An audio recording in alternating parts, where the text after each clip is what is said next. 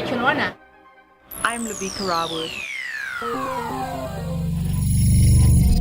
For more information on the work that we do and how you can help us to help others, please visit our website www.secondchances.org.za. In Junior Achievement South Africa, its focus is really to expose youngsters within high school and out of school to entrepreneurial thinking, and ours is focused at high school from grade 10 to 12. I'm very big on youth empowerment and making a difference and touching lives and impacting the lives of our young people. That's practically what I do with my foundation as well, and ever since I was crowned as Miss SA. The goal of the magazine is to basically share information that will be able to assist small business owners. You're listening to The Social Show with Viwet Yolwana And Labika Rawood, live on brandlive.co.za. Good morning, everybody, and welcome to The Social Show with myself and Labika. Labika, you look really nice today. Thank you. I wish people could see you. I will upload a selfie in loving memory of you. I'm so glad you will do that. Okay, as usual, we're going to start off with the news. About 300 disadvantaged pupils received stationery packs from the Mustadafin Foundation's Feed a Mind campaign recently.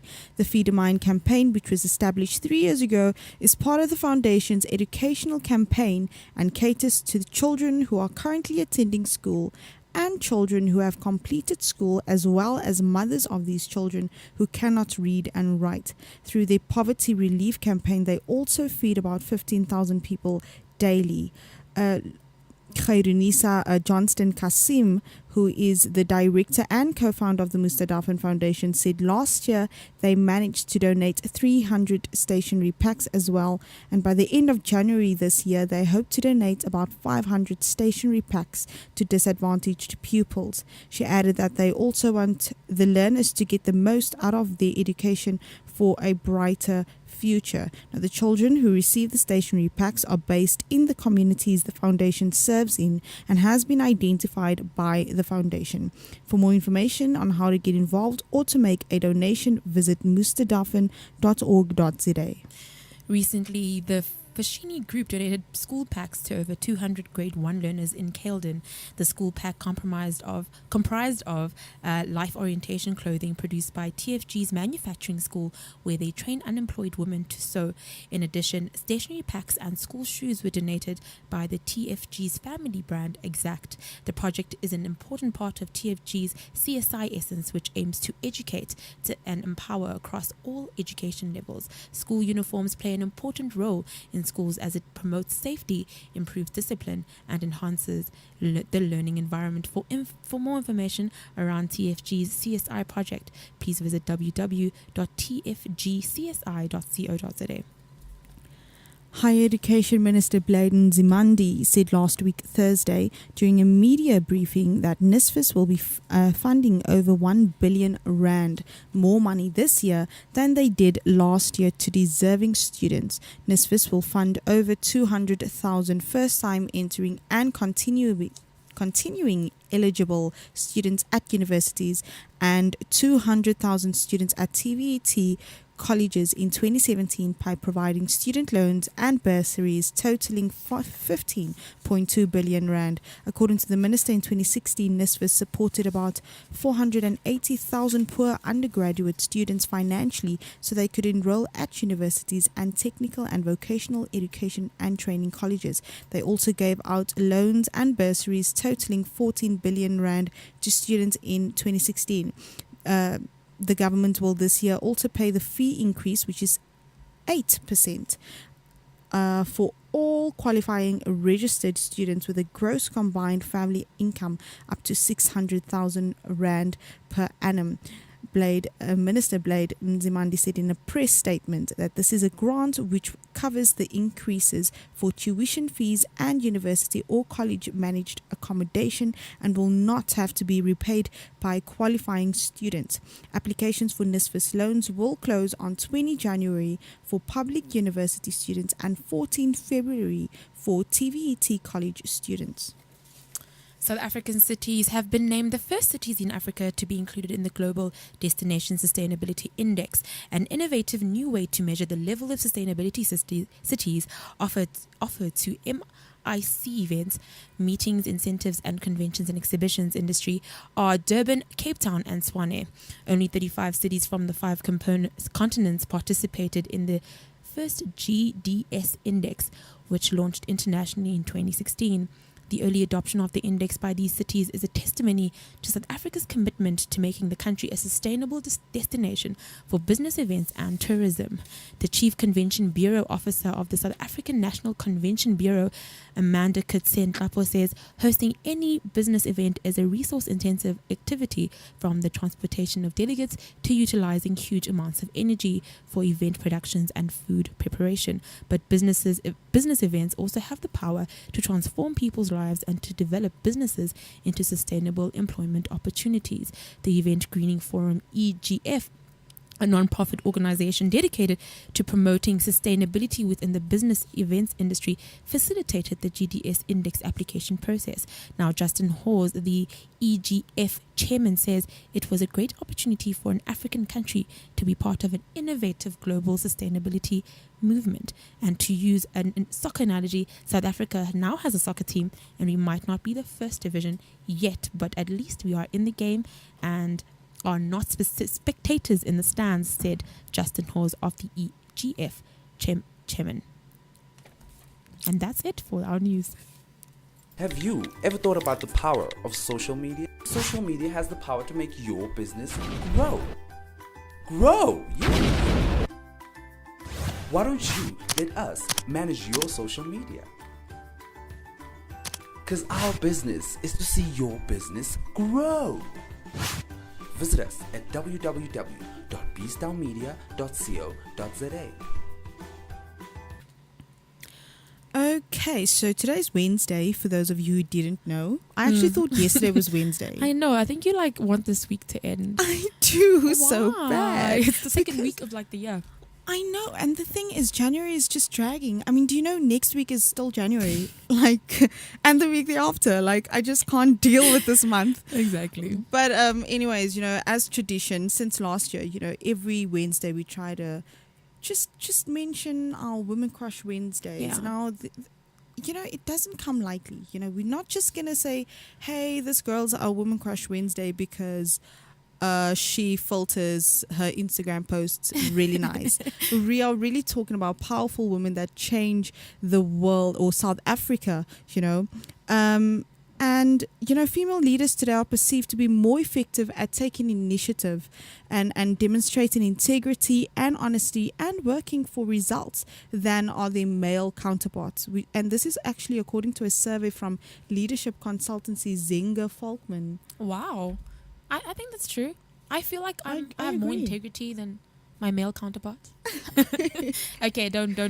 That's off the record, right? Uh-huh. Okay, so given this sort of avowed power women, female leaders have, it may be timely, like we've spoken about now, to celebrate some of the women making an impact in the non-profit sector. Again, seeing that this is the first Wednesday of our 2017 show, first time at 9:30 in our new time slot, we decided to really think about it really, really deeply as to who we will start the year off as our WCW.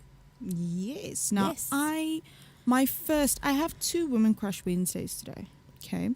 One of them, I'm not sure if many of you heard, Thuli Madonsela is launching her own foundation. Now, the foundation is going to be called, or will be called, the Tuma Foundation. Wow. Okay, so it will mainly be targeted to young people as well as women and disadvantaged communities.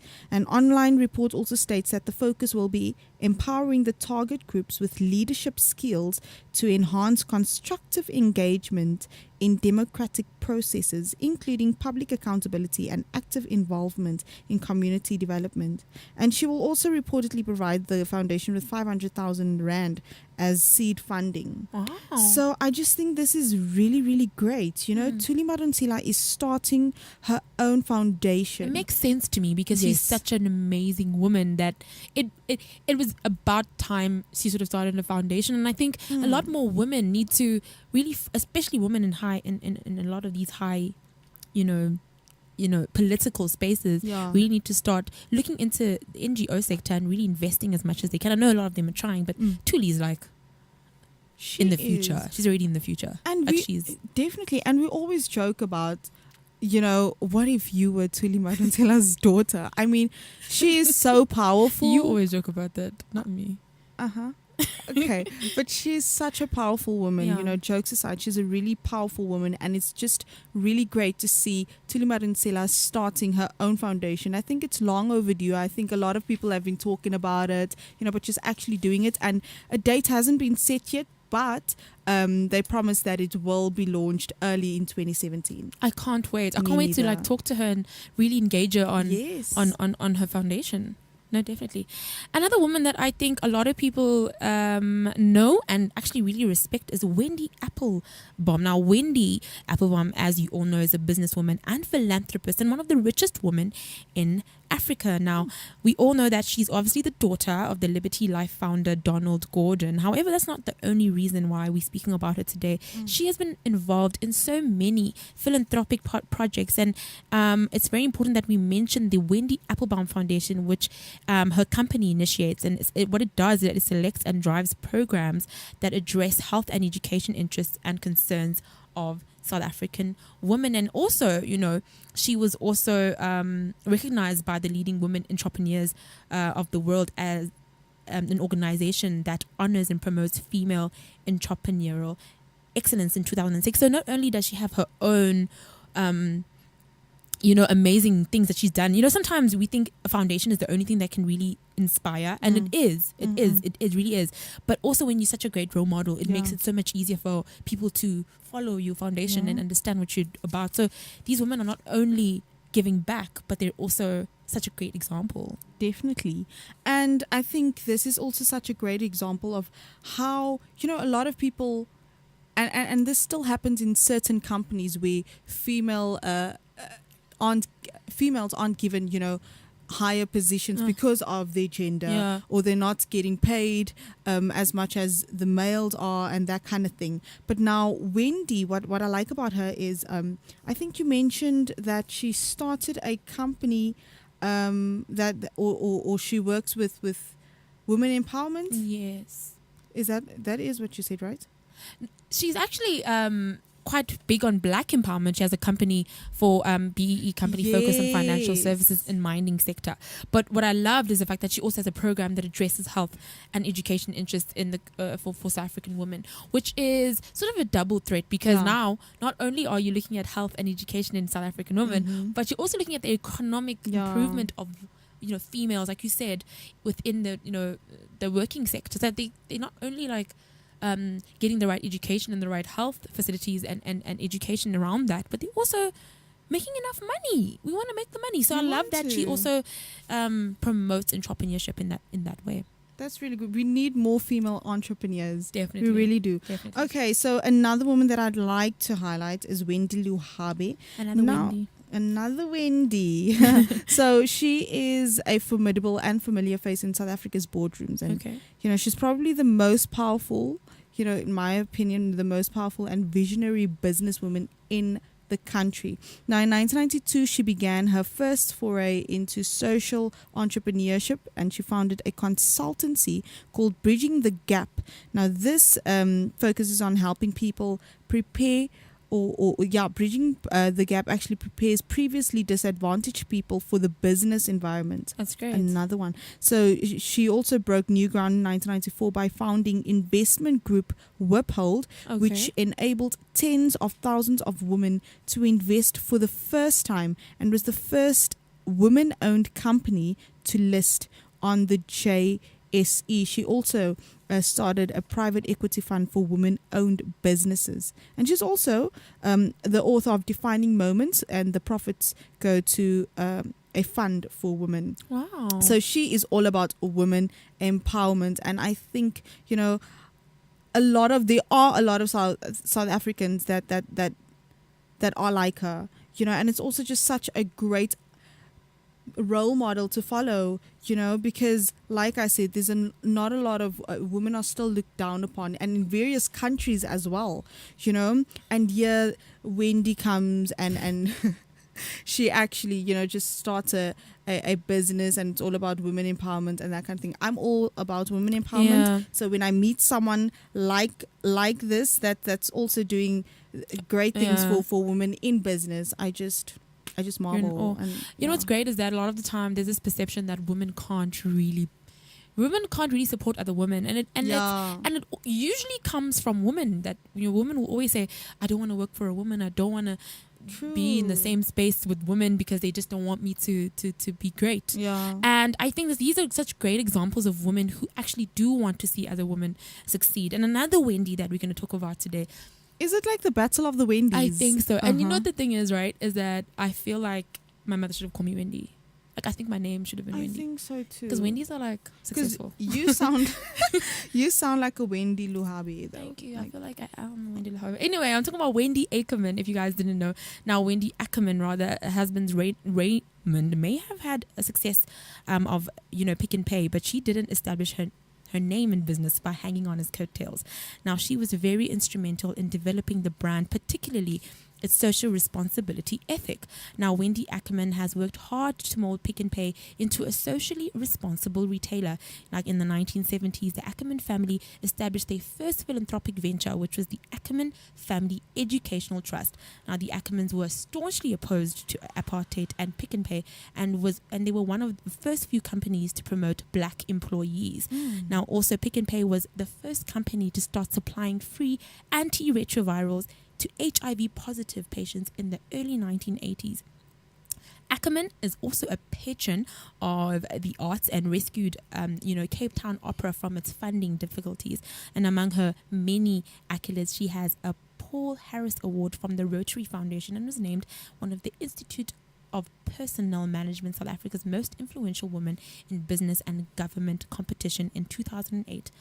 And I think that's amazing. I love the fact that she was the pioneer of the social responsibility ethic in Pick n Pay, because, you know, when you start a company, and I know, you know, obviously it, you know, Pick n Pay sort of came out of Raymond getting, you know, fired from Checkers and him really starting the business, and that's what he was about. He was about making sure that he built his name, built his empire, and then his wife was there to make sure that his empire was socially responsible. And I think that's when you see collaboration at heart. That's when you see, you know, the real integrity that women bring to their businesses. They're not only saying, you know, we're going to build this multi-million award-winning company, but we're also going to make sure that it services the communities. We're also going to make sure that it empowers more people and also gives voice to the oppressed. And I think when you sort of combine those two elements, you have a really, really amazing business with a really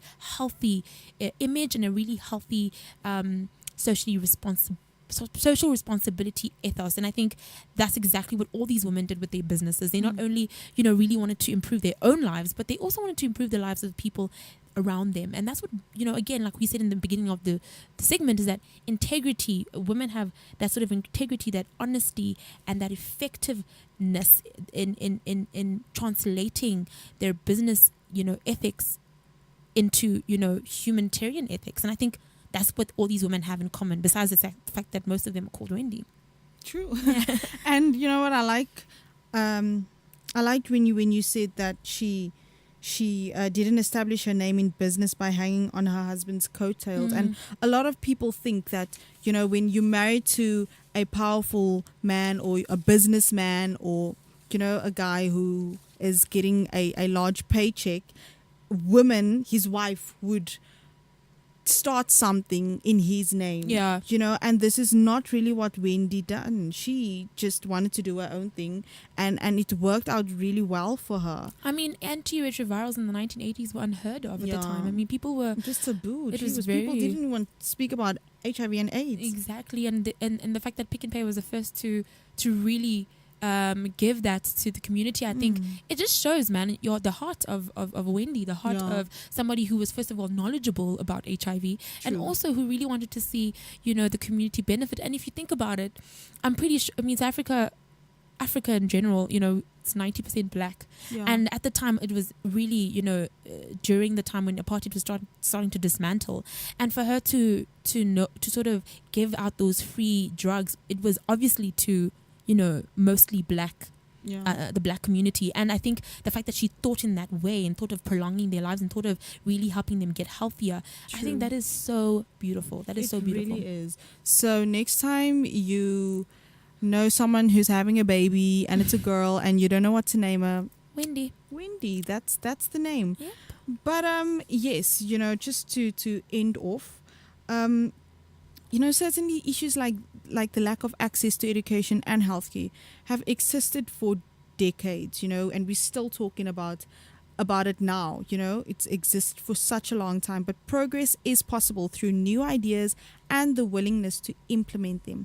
Now, those ideas and the implementation are coming from the women behind the organizations that we have mentioned today. Definitely. I mean, these female leaders are taking risks and innovating. They are game changers within their own respective causes, and the entrepreneurial spirit is pushing them to not just speak on issues, but to also take action as well as tackle historic problems using new solutions. And all of these women, we can say, have done that amazingly. True. Yeah. And they are so powerful today because when they had their first idea and people, said it's not going to work out, or you're a woman, you're a black woman, it's not going to happen, they didn't let them. They actually allowed that to motivate them, and that is why they can be as powerful and as successful as they are today. And it's also a message to us, as young black women, as if a door closes, it's okay. If people don't like your idea, move on to the next company, move on to the next person. Exactly. Somebody's going to hear you, and one day someone's gonna be talking about you on Brand Live.